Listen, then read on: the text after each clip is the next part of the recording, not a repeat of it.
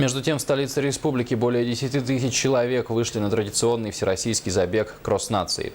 Это вдвое больше по сравнению с прошлым годом. Организаторы отмечают, в этом году активное участие в забеге приняли школьники Якутска. Увеличилось количество участников и со стороны как столичных, так и республиканских властей. Подробнее в материале Саргаланы Захаровой.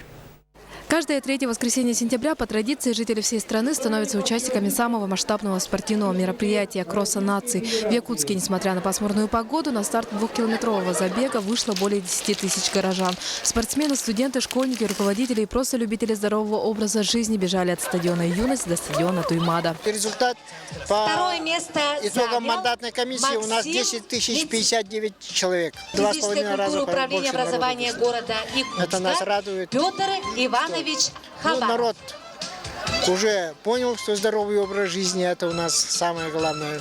Я очень благодарен всем и студентам, и в этом году школьники очень организованно вышли, школы города Якутска вышли, и руководители, есть депутаты даже в Первое городской место думе, занял поэтому Николай Копырин.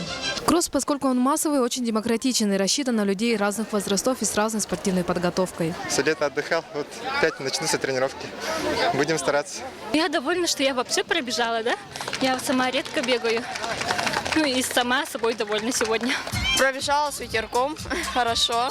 Кросс прошел несколько этапов. Первыми стартовали участники открытого первенства Якутска по лыжероллерной гонке. За ними последовали руководители города и республики, далее студенты и сотрудники Северо-Восточного университета, школьники, трудовые коллективы, а завершили забег люди с ограниченными возможностями. Что холодно было на улице, а так все хорошо. Своим результатом доволен. Всю молодость занималась спортом, и дети, и сейчас внуков увлекаю.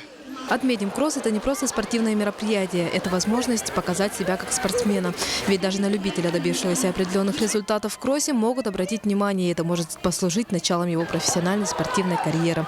Саргалана Захарова, Евгений Лугинов, НВК Саха, Якутск.